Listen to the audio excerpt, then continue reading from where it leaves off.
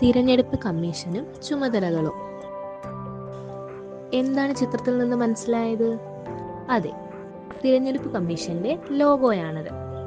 നമ്മൾ ഇന്ന് പഠിക്കാൻ പോകുന്ന പാഠഭാഗം തിരഞ്ഞെടുപ്പ് കമ്മീഷനും ചുമതലകളുമാണ്. തിരഞ്ഞെടുപ്പ് കമ്മീഷൻ എന്നാണ് നിലവിൽ വന്നതെന്ന് നിങ്ങൾക്കറിയാമോ?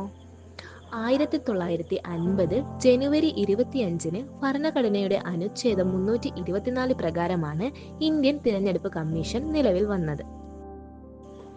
ജനാധിപത്യ ഭരണ സംവിധാനത്തിൽ ജനപ്രതിനിധികളെയും ഭരണാധികാരികളെയും അധികാരത്തിൽ എത്തുന്നത് എപ്രകാരമാണെന്ന് നമുക്കറിയാമല്ലോ. തിരഞ്ഞെടുപ്പ് പ്രക്രിയയിലൂടെയാണ്. ഇത്തരത്തിൽ നീതിപൂർവവും നിഷ്പക്ഷവുമായി തിരഞ്ഞെടുപ്പ് ഉറപ്പുവരുത്തുന്നതിന് ചുമതല വഹിക്കുന്ന ഒരു ഭരണഘടനാ സ്ഥാപനമാണ് നമ്മുടെ തിരഞ്ഞെടുപ്പ് കമ്മീഷൻ. തിരഞ്ഞെടുപ്പ് കമ്മീഷന്റെ ആസ്ഥാനം എവിടെയാണെന്ന് അറിയാമോ? ന്യൂഡൽഹിയിലാണ് ഇന്ത്യയുടെ തിരഞ്ഞെടുപ്പ് കമ്മീഷന്റെ ആസ്ഥാനം. തിരഞ്ഞെടുപ്പ് കമ്മീഷനെ നിയമിക്കുന്നത് രാഷ്ട്രപതി ആയിരിക്കും. 6 വർഷമോ അല്ലെങ്കിൽ 65 വയസ്സ് വരെയോ ആണ് കമ്മീഷൻ അംഗങ്ങളുടെ ഔദ്യോഗിക കാലാവധിയായി പറയപ്പെടുന്നത്. ഇംപീച്ച്മെന്റ് പ്രവർത്തനങ്ങളിലൂടെയാണ് മുഖ്യ തിരഞ്ഞെടുപ്പ് കമ്മീഷണറെ തൽസ്ഥാനത്ത് നിന്ന് നീക്കം ചെയ്യപ്പെടുന്നത്.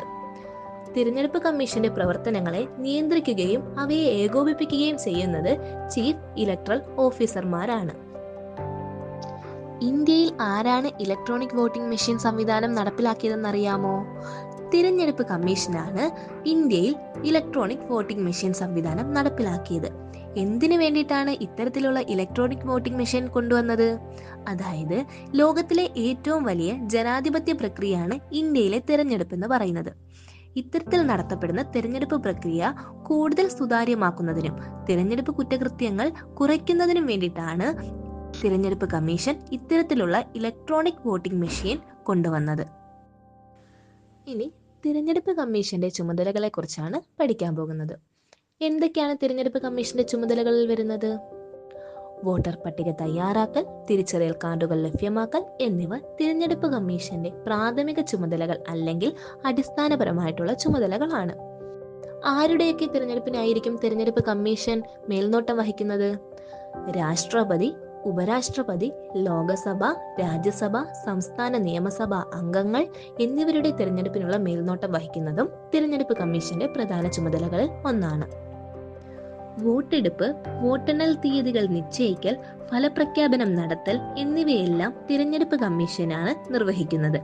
അതുപോലെ തന്നെ രാഷ്ട്രീയ പാർട്ടികൾക്ക് അംഗീകാരം നൽകുന്നതോടൊപ്പം തന്നെ അവരുടെ ചിഹ്നങ്ങളെ അനുവദിക്കുന്നതും അവരുടെ ചിഹ്നങ്ങൾക്ക് അംഗീകാരം നൽകുന്നതും ഒക്കെ തിരഞ്ഞെടുപ്പ് കമ്മീഷനാണ്. തിരഞ്ഞെടുപ്പിന് ആവശ്യമായ പെരുമാറ്റച്ചട്ടങ്ങളും പ്രഖ്യാപനവും നടപ്പിലാക്കുന്നത് ഇലക്ഷൻ കമ്മീഷന്റെ ചുമതലയിൽ ഉൾപ്പെടുന്നവയാണ്. തിരഞ്ഞെടുപ്പുമായി ബന്ധപ്പെട്ടുള്ള അറിവുകൾ മറ്റുള്ളവരിലേക്ക് എത്തിക്കൽ, തിരഞ്ഞെടുപ്പ് വിജ്ഞാനം പുറപ്പെടുവിപ്പിക്കൽ, നാമനിർദ്ദേശ പത്രിക സ്വീകരിക്കൽ, സൂക്ഷ്മ പരിശോധന നടത്തൽ, നാമനിർദ്ദേശ പത്രിക അംഗീകരിക്കൽ, സ്ഥാനാർത്ഥി പട്ടിക പ്രസിദ്ധീകരിക്കൽ എന്നിവയെല്ലാം തിരഞ്ഞെടുപ്പ് കമ്മീഷന്റെ ചുമതലകളിൽ ഉൾപ്പെടുന്നവയാണ്. അതുപോലെ തന്നെ തിരഞ്ഞെടുപ്പ് കമ്മീഷന്റെ മറ്റൊരു പ്രധാനപ്പെട്ട ചുമതലയാണ് തിരഞ്ഞെടുപ്പുമായി ബന്ധപ്പെട്ട ചിലവുകൾ പരിശോധിക്കലും തുടർ നടപടികൾ സ്വീകരിക്കലും. ഇവയൊക്കെ തിരഞ്ഞെടുപ്പ് കമ്മീഷന്റെ പ്രധാനപ്പെട്ട ചുമതലകളിൽ ഉൾപ്പെടുന്നവയാണ്. ഇപ്രകാരം ഒന്നിലധികം ചുമതലകൾ അല്ലെങ്കിൽ ദൗത്യങ്ങളാണ് ഇന്ത്യയിലെ തിരഞ്ഞെടുപ്പ് കമ്മീഷൻ നിർവഹിക്കുന്നത്. ഇന്ത്യയിലെ ആദ്യത്തെ തിരഞ്ഞെടുപ്പ് കമ്മീഷണറാണ് സുകുമാർ സെൻ.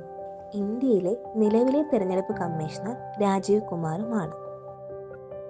തിരഞ്ഞെടുപ്പ് പ്രക്രിയകളെ വിശദമാക്കുന്ന 2 നിയമങ്ങൾ നമ്മുടെ ഇന്ത്യക്കുണ്ട്.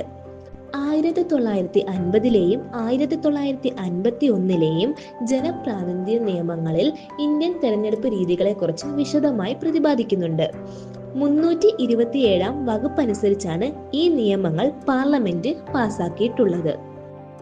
ഇത്തരത്തിലുള്ള നിയമങ്ങളിൽ നാമനിർദ്ദേശക പത്രിക സ്വീകരിക്കുന്നത് മുതൽ ഫലപ്രഖ്യാപനം വരെയുള്ള എല്ലാ ഘട്ടങ്ങളെയും വ്യക്തമായി തന്നെ വ്യവസ്ഥ ചെയ്യുന്നുണ്ട്. അപ്പോൾ ഇന്ന് നാം പരിചയപ്പെട്ടത് എന്തൊക്കെയാണ്? തിരഞ്ഞെടുപ്പ് കമ്മീഷനും തിരഞ്ഞെടുപ്പ് കമ്മീഷന്റെ ചുമതലകളെ കുറിച്ചുമാണ്.